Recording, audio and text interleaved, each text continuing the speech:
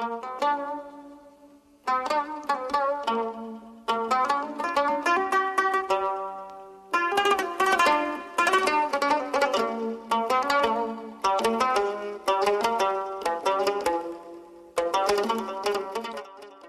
saat kini, dunia masih berpolemik tentang kesetaraan gender. Maka di Aceh, sejak ratusan tahun silam, pada sekitar abad ke-15 Masehi, bukan suatu hal yang diperdebatkan lagi. Nukilan yang tercatat dalam kisah kepahlawanan para sultanah Aceh telah memberi makna bahwa mereka mendobrak batas-batas gender tersebut. Sekaligus memberi inspirasi bagi Aceh juga untuk berbagai belahan dunia.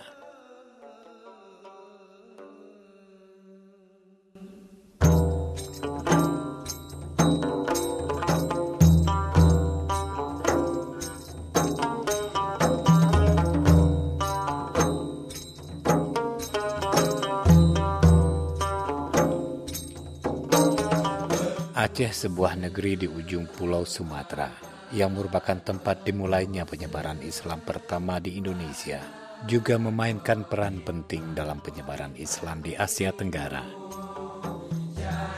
Provinsi dengan julukan Serambi Mekah ini kaya akan seni dan budaya yang hingga saat ini tetap lestari dalam kehidupan masyarakatnya. Demikian juga di sisi lain, jauh sebelum puncak kejayaan Aceh di bawah pemerintahan Sultan Iskandar Muda. Dalam perjalanannya, Aceh juga banyak melahirkan tokoh-tokoh terkemuka yang mencurahkan perannya bagi bangsa dan agama. Mereka berdiri di depan, menentang datangnya kekuasaan asing yang ingin menguasai persada Ibu Pertiwi. Para tokoh pejuang ini bukan hanya datang dari kaum lelaki, tetapi juga dari kalangan wanita. Salah satu wanita tangguh yang dimiliki Aceh sehingga diakui sebagai pahlawan nasional karena uniknya memilih kiprah perjuangannya di jalur bahari. Beliau adalah Laksamana Kemala Hayati. Kemala Hayati ya, sebagai simbol seorang wanita pejuang besar, tidak hanya untuk Aceh tapi dunia dikenal, dan kita maklum beliau sebagai seorang admiral. Jadi admiral itu laksamana laut yang belum ada negara lain di dunia waktu itu yang bisa mampu seperti beliau.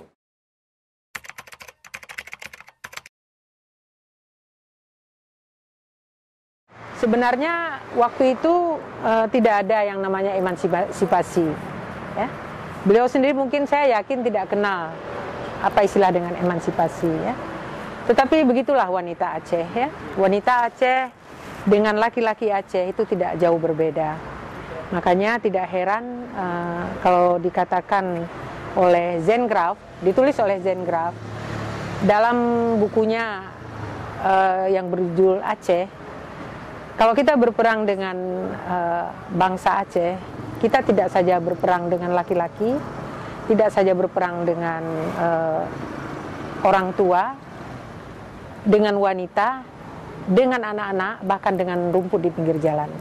Jadi begitulah kelihatannya orang Aceh apabila mendapat serangan dari pihak luar yang ingin merongrong kedaulatan negerinya, mereka tidak segan-segan untuk saling bahu-membahu.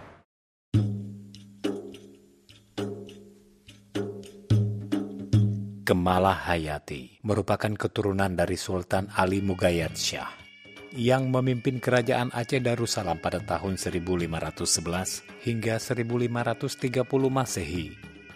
Dari sultan ini lahirlah Sultan Salahuddin yang kemudian memiliki anak yang menjadi Laksamana, Muhammad Said Shah. Darah Laksamana inilah mengalir kepada anak lelakinya, Laksamana Mahmud Shah, yang merupakan ayah dari Laksamana Kemala Hayati, sehingga gelora jiwa bahari mengalir deras di dalam sanubarinya. Laksamana Kemala Hayati yang merupakan seorang inovator sekaligus motivator, mengenyam pendidikan pada Akademi Bitai Ma'had Baitul Maqdis yang selalu mengikut sertakan ulama dalam berbagai gagasannya. Salah satu gagasannya adalah mengumpulkan janda-janda yang suaminya syahid dalam peperangan dan dilatih bertempur secara profesional. Ketika dukungan para ulama diperoleh, terbentuklah Laskar Inong Bale, yang kemudian dengan pimpinan Kemalahayati, laskar ini ikut berjuang melawan Portugis. Karisma inilah menggugah semangat para gadis untuk turut menyumbang tenaganya dalam perjuangan. Dalam satu sumber disebutkan, perjuangan Kemalahayati didasari oleh dendam dikarenakan gugurnya sang suami dalam perjuangan melawan Portugis di Selat Malaka. Itu kan tidak ada tempat lain tuh kan. Inong Bale itu terkenal. Prajanda ini membuktikan bahwa umumnya wanita-wanita ini untuk menuntut balas kepada kemerdekaan suaminya. Itu bukti bahwa orang itu, wanita Aceh itu setia kepada suaminya, itu kan. Meninggalnya pun dia tetap membela itu, walau sudah meninggal kan, dia bentuk pasukan.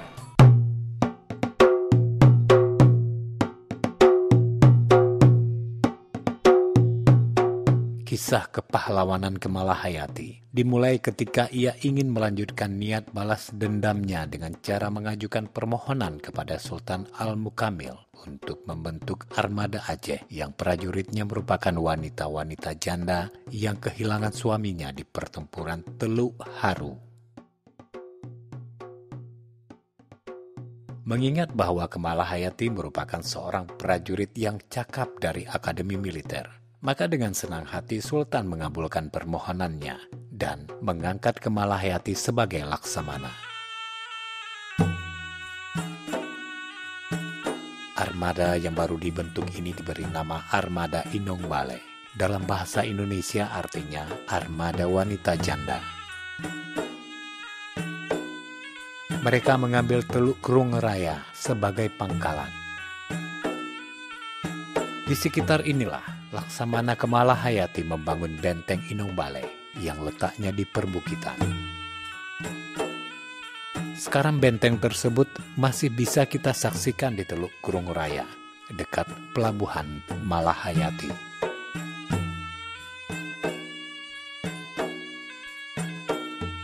Kisah pertempurannya yang paling terkenal adalah dengan Houtman bersaudara, yaitu Cornelis de Houtman dan Frederik de Houtman.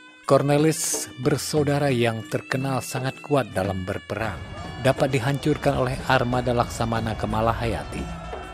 Begitulah yang dideskripsikan oleh Mary J. van Zegelen dalam bukunya Oude Glory. Laksamana tangguh inilah yang menusukkan pedangnya ke dada Cornelis de Houtman.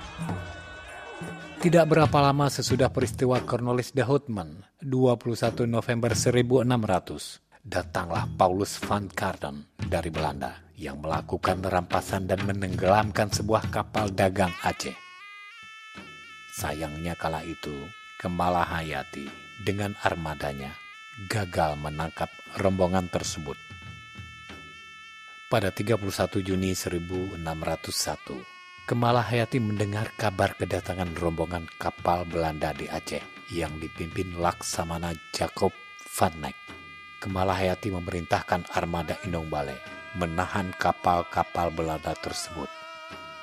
Namun setelah diperiksa, rombongan Belanda yang datang itu ternyata bertujuan damai. Mereka membawa surat permohonan maaf Prince Maurits yang ditujukan kepada Sultan Saidil Mukamil. Menjelang 23 Agustus 1601, Pangeran Maurits dari negeri Belanda datang ke Aceh untuk menjalin persahabatan. Perdamaian pun terwujud dengan imbalan dibebaskannya Frederik de Houtman dan Belanda bersedia membayar kerugian yang telah mereka perbuat. Pada masa Sultanah Kemalahayati, Aceh menjalin kerjasama diplomatik hingga ke negeri Raja Inggris.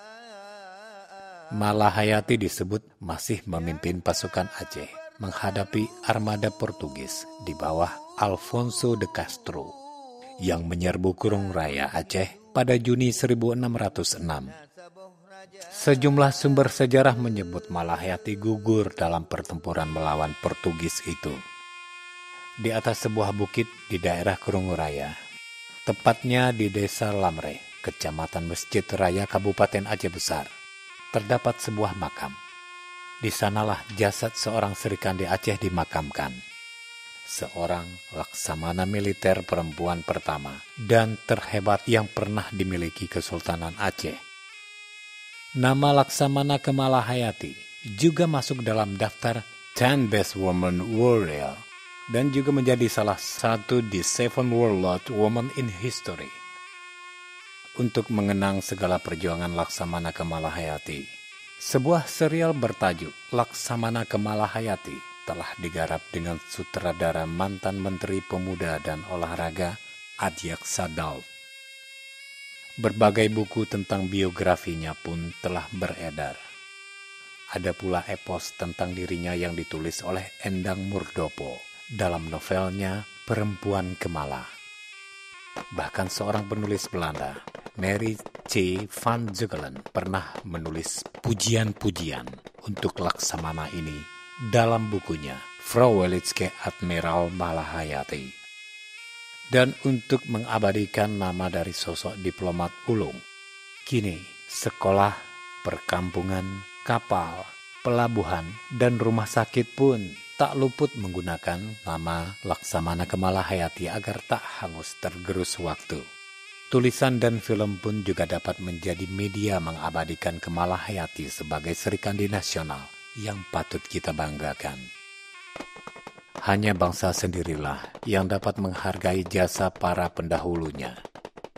Mereka pula yang mampu mewarisi jiwa pejuang dan semangat kepahlawanan untuk mampu menjadi bangsa yang besar.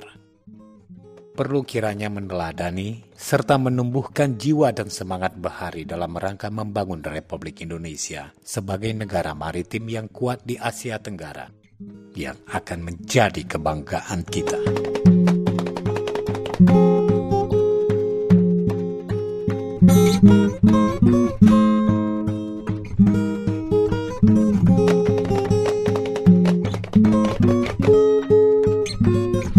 Orang Aceh itu konsep hidupnya adalah, kalau kita sebut dengan hadis majah itu, adan dengan hukum lagi adan dengan sifat. Artinya ada dua komponen sumber nilai yang dianut, agama dan adan. Agama sebagai sumber pokok, adat itu refleksi daripada nilai agama, diwujudkan kenyataan dalam sikap, tindak tanduk, perbuatan masyarakat.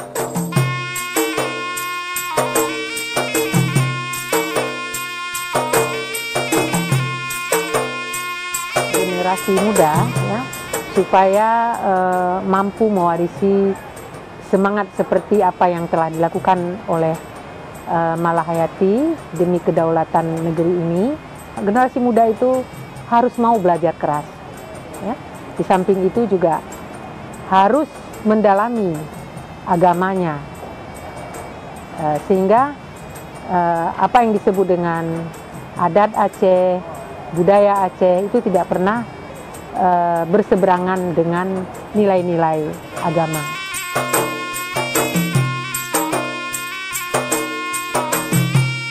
Dan kita harus sadar, kita tidak ada sekarang tanpa ada orang dulu, tanpa ada dulu. Karena itu harus ada kesinambungan.